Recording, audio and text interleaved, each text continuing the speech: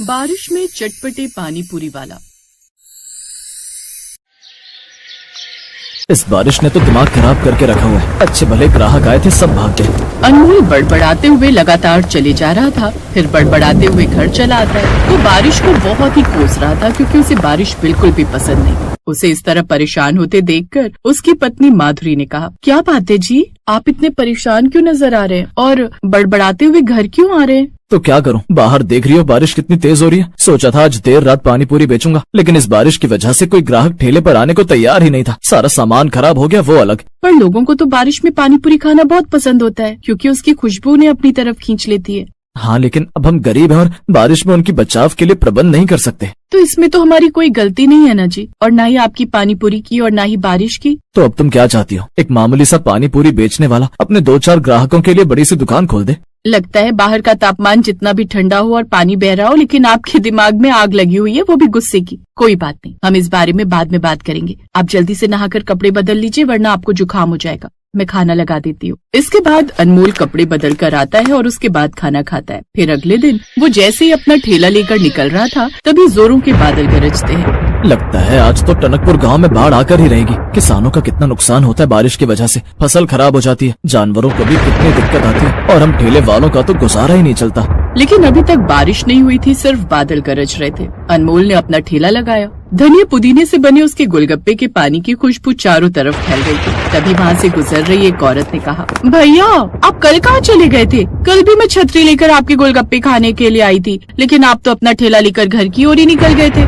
क्या करूं बहन जी, बारिश की वजह से सारा सामान बर्बाद हो रहा है। 2-4 ग्राहक आते हैं और उससे ज्यादा तो मेरा नुकसान ही हो जाता है। अच्छा चलो भाई, इससे पहले कि दोबारा बारिश हो जाए, आप मेरे लिए इमली पानी वाली पानी पूरी लगा दो, और ऐसा कर दो 2 प्लेट पैक भी कर देना। जी बहन जी। अब अनमोल अपना पानी पूरी वाला ठेला खोलता है और उसमें से तैयार किए हुए पानी पूरी को 2 तरह का पानी यानी खट्टा और मीठे पानी के साथ परोस देता है। उस औरत ने पानी पूरी का पहला निवाला खाया और तारीफ करते हुए कहने लगी, हाय मैं वारी जाऊं ऐसी पानी पूरी पर। क्या बढ़िया स्वाद है पानी पूरी का, मन कर रहा है बस खाती जाऊं। उसने इतना कहा ही था कि तभी बारिश आ जाती है और फिर औरत के सपनों पर पानी फिर गया और वो कहने लगी, हाय हाय ये क्या हो गया? लगता है मेरी सास ने ऊपर बैठी हुई मेरी खुशियों पर नजर लगा दी और मेरी खुशियाँ देखकर वो रोने लगी। तभी तो इतनी झमाझम बारिश अचानक से शुरू हो गई। अनमोल को इतनी चिंता में भी उसकी बातें सुनकर हंसी आ गई। वो औरत भी अपने घर की तरफ भाग गई। अरे रुकिए तो, हे राम जी, कोई तो रास्ता निकालिए, अपने भक्त को इस मुसीबत से पार करवाइए। बारिश के समय हम ठेले वालों का तो बुरा हाल हो रहा है। तभी कुछ ही दूरी पर छोले भटूरे का ठेला लगाने वाला बबलू अब उसके पास आया और कहने लगा, बिल्कुल ठीक कहा तुमने, ऐसे गुजारा नहीं चल पा रहा। बरसात है कि रुकने का नाम ही नहीं ले रही। हमें अपना ठेला किसी ऐसी जगह लगाना होगा जहाँ पर खड़े होकर ग्राहक खाना भी खा सके और उन्हें किसी भी तरह की परेशानी भी ना हो। तभी अनमोल को एक सुझाव आता है और वो कहता है, बबलू अगर हम सब मिलकर एक बड़ा तिरपाल लगा लें तो कोई भी नहीं भीगेगा और किसी का सामान भी खराब नहीं होगा। उसके नीचे जानवरों को भी सहारा मिल जाएगा। अब अनमोल ने एक बड़ा तिरपाल अपने ठेले को जोड़कर लगा लिया, जिससे उन लोगों का सामान कम से कम खराब होता था। तभी अनमोल के ठेले पर एक ग्राहक आया और कहने लगा, ये तुमने बड़ा अच्छा काम किया अनमोल भाई। तभी लगाया भाई ताकि आप लोगों को परेशानी ना हो, वरना पानी पूरी भी खराब होते थे और आप लोगों का भी खाना मुश्किल हो जाता था।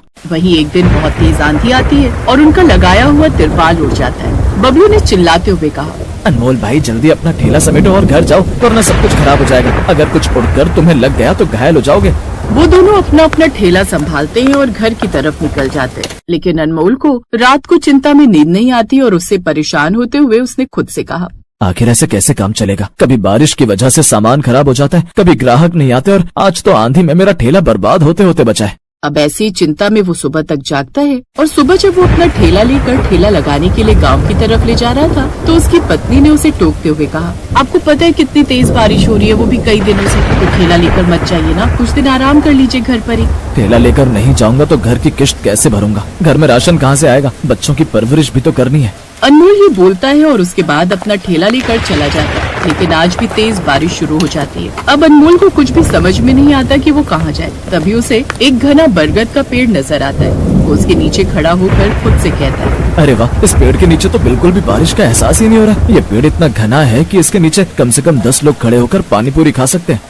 अब उसने ऐसा ही किया। उस पेड़ के नीचे वो पानी पूरी बेचना शुरू कर देता है। एक दिन तो उसके पास ग्राहक थोड़े कम आए क्योंकि लोगों को पता ही नहीं था कि अनमोल अब कहाँ पानी पूरी बेचता है। लेकिन धीरे धीरे जब ग्राहकों को पता चला कि अनमोल बरगद के पेड़ के नीचे पानी पूरी बेच रहा था, तो ग्राहक उसके पास पानी पूरी खाने के लिए आने लगे। अरे वाह भाई, तुमने तो कमाल कर दिया। इस पेड़ के नीचे नहीं धूप लगेगी, ना सर्दी और नहीं बारिश। इस पेड़ के नीचे तो भैया अलग ही आनंद आ रहा है। धीरे धीरे बबलू और बाकी के ठेले वालों को भी उस जगह के बारे में पता चला। अब बबलू भी अनमोल के पास ही अपना ठेला लगा लेता है।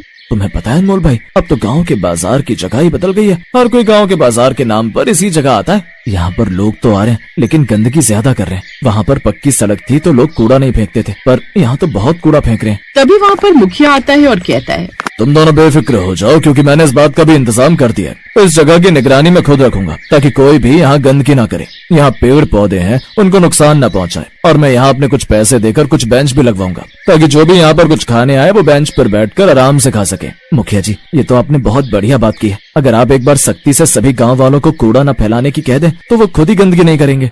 अनमोल भाई, यहाँ पास में धर्मशाला में मेरी बेटी की शादी का कार्यक्रम है। वो शुरू से ही आपके हाथों की पानी पूरी खाती हुई बड़ी हुई है। मैं चाहती हूँ कि आप अपने परिवार के साथ उसकी शादी में आए, और हो सके तो शादी के मेन्यू में भी अपनी पानी पूरी रखें। आप बिल्कुल भी चिंता मत कीजिए बहन जी, सब कुछ हो जाएगा। आपकी गुड़िया की शादी में किसी तरह की कोई कमी नहीं होगी।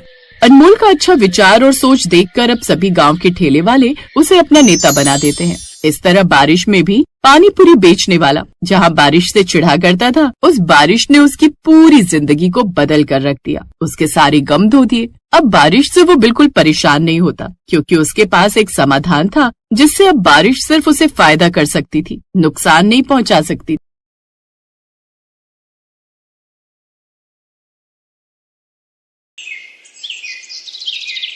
भरतपुर नाम के गांव में मनीष अपनी पत्नी रेखा और 2 बच्चों बंटू और चिंकी के साथ रहता था। मनीष अपना एक छोटा सा ढाबा चलाता था। मनीष बड़ा ही लजीज खाना बनाकर बेचता था, जिससे उसका ढाबा ठीक ठाक चलता था। वाह यार मनीष, क्या लाजवाब खाना है। तुझे पता है, इतना स्वादिष्ट पालक पनीर मेरी माँ भी बनाया करती थी यार। सच में मनीष भाई, मजा आ रहा है। उसके ढाबे पर उसके गांव के और आसपास के गांव के लोग खाना खाने आते रहते थे। लेकिन अब जुलाई का महीना शुरू हो चुका था। उसका ढाबा कच्चा बना हुआ था, जिस कारण बरसात के समय में वहाँ पानी टपकना शुरू हो जाता था, और इसलिए बरसात में उसका धंधा मंदा पड़ जाता था। उसके ढाबे पर कम ग्राहक आने लगते हैं। बाहर बारिश जोरों पर थी। हे भगवान, पिछले 2 हफ्ते से बहुत ही कम ग्राहक आए हैं ढाबे पर। अगर ऐसे ही चलता रहा तो कैसे काम चलेगा। कहीं ऐसा ना हो कि फिर मुझे अपना ढाबा बंद करना पड़े। आप चिंता मत कीजिए जी, ऊपर वाला सब ठीक कर देगा। बारिश में लोगों को आने में थोड़ी दिक्कत तो होती ही है, ऊपर से ढाबे में पानी भी टपकता है, शायद इसलिए। अच्छा चलिए, आज मैं भी आपके साथ चलती हूँ ढाबे पर। वो दोनों ढाबे पर चले जाते हैं। उस रोज भी खाना बनाते हैं, लेकिन उस रोज भी बारिश के चलते कोई नहीं आता। लगता है आज भी ये सारा गरीबों में बांटना पड़ेगा। कोई ग्राहक नहीं आया। उस रोज भी वो सारा खाना गरीबों में बांट आते हैं। ऐसे ही दिन बीतते हैं।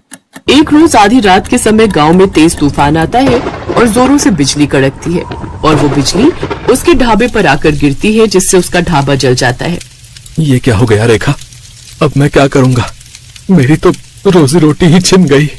मेरी भी कुछ समझ में नहीं आ रहा जी, लेकिन आप ज्यादा टेंशन मत लीजिए, नहीं तो आपका बीपी बढ़ जाएगा। दिन पर दिन बारिश बढ़ती जा रही थी और मनीष उसी बारिश में काम ढूंढने निकलता है, लेकिन उसे कहीं भी काम नहीं मिलता। उल्टा सारा दिन बारिश में भीगने के कारण उसे सर्दी लग जाती है। अब जैसे तैसे वो अपने दिन काट रहे थे। फिर एक रोज रेखा का मुंह बोला भाई माधव उनके घर आता है। अरे जीजा जी, इतनी बारिश में रोज रोज काम ढूंढने निकलते हो, बेकार में परेशान होते हो। इससे तो अच्छा ये होगा कि आप मेरे साथ चलो और मेरी दुकान पर काम करो। वैसे भी मेरा आदमी अपने गांव गया हुआ है, और मैं आपको महीने के आखिर में तनख्वाह दे दिया करूंगा। क्यों दीदी, ठीक कहा ना मैंने? हाँ हाँ, माधव बिल्कुल ठीक कह रहे जी। वैसे भी अपने पास और कोई काम तो है नहीं, अब तब तक यही काम कर लो आप। अच्छा ठीक है माधव, तुम कहते हो तो मैं यही कर लेता हूँ। वैसे भी घर खर्च तो चलाना ही है ना। अब मनीष माधव की दुकान पर काम करने लगता है। वो बिना 1 मिनट भी आराम किए सारा दिन मेहनत करता, अनाज की बोरियों को ट्रकों से उतारता और दुकान के अंदर का सारा काम संभालता। लेकिन जैसे ही महीना पूरा होने को आता है, तभी तनख्वाह देने के नाम पर वो टाल मटोली करने लगता है। तनख्वाह? कैसी तनख्वाह जीजा जी? ये तुम कैसी बातें कर रहे हो माधव? तुम्ही ने तो उस रोज रेखा के सामने कहा था कि महीने के आखिर में तुम मुझे तनख्वाह दोगे। नहीं नहीं, ऐसा कुछ नहीं है। आपको काम की जरूरत थी, मैं जानता हूँ, लेकिन मैं आपको यहाँ पर काम करने नहीं, मदद करने के लिए बुलाता था। और मदद करने के लिए भी कोई पैसे लेता है क्या? ये तुमने मेरे साथ ठीक नहीं किया माधव, मैं तुम्हें देख लूंगा। अरे जाओ जाओ, बड़े आए मुझे सबक सिखाने वाले। मनीष दुखी मन से घर आ जाता है। आ गए आप? आज तो महीने का आखिर है, आज तो आपको तनख्वाह भी मिल गई होगी। तो पापा फिर तो आप कल ही मेरे स्कूल की फीस भर दीजिए। आपको पता है मेरी टीचर मुझे रोज रोज फीस के लिए टोकती है। ये सुनते ही मनीष की आंखों में आंसू आ जाते हैं। मेरा नसीब न जाने कैसा है रेखा, जो मेरे साथ कुछ भी अच्छा नहीं हो रहा। आप रो क्यों रहे हैं? ठीक से बताइए ना क्या बात है। फिर मनीष उसे सारी बात बताता है। हे राम, वो इतना बड़ा मक्कार निकलेगा मैंने कभी नहीं सोचा था। छी, उसे तो भाई कहते हुए भी शर्म आ रही है मुझे। फिर कुछ दिनों तक जैसे तैसे वो दूसरी जगह नौकरी की तलाश में जाता है। तब जाकर उसे एक बड़ी कोठी में ड्राइवर की नौकरी का काम मिल जाता है, जहां उसे महीने के 10,000 रुपए तनख्वाह के रूप में मिलते हैं। लेकिन उससे वो ड्राइवरी के अलावा अपने घर के काम भी लेते और इसी के सहारे अपना घर खर्च चलाता है।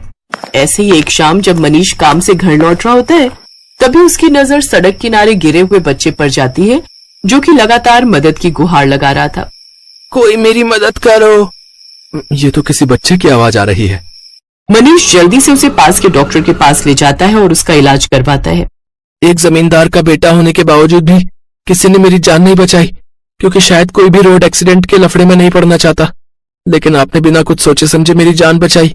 आपका बहुत बहुत धन्यवाद मनीष काका। अरे इसमें धन्यवाद कैसा? तेरी जगह अगर मेरा बेटा होता तो क्या मैं उसकी जान नहीं बचाता? उधर जैसे ये बात जमींदार को पता चली, वो दौड़ा दौड़ा आया और उसने वीरेन को गले से लगा लिया। तेरा बहुत बहुत शुक्रिया मनीष। अगर आज तू ना होता तो पता नहीं मेरे बेटे का क्या होता। ये ले मनीष, इसे मेरी तरफ से इनाम समझ कर रख ले। ये आप क्या कह रहे हैं जमींदार साहब? मुझे इन पैसों की कोई जरूरत नहीं है। रख लो मनीष, तुमने मेरे जान से प्यारे बेटे को बचाया है, तो उसके आगे तो ये सब कुछ भी नहीं है। मनीष जब घर आकर देखता है तो वो पूरे 5 लाख रुपए होते हैं। ये देख वो बहुत खुश होता है। अब वो जल्द ही सड़क किनारे अपनी जमीन पर खुद का पक्का ढाबा खोल लेता है। सड़क किनारे होने से अब उसकी और भी ज्यादा कमाई होने लगती है। अब बरसात में ना तो उसके ढाबे की छत टपकती और ना ही ग्राहकों की कमी होती, क्योंकि गाड़ियों में घूमने निकले लोग उसके ढाबे पर ही अपनी गाड़ी रोकते और लजीज लजीज खाना खाकर बारिश के मजे लेते। अब मनीष अपनी पत्नी और बच्चों के साथ खुशी खुशी रहता। Thanks for watching.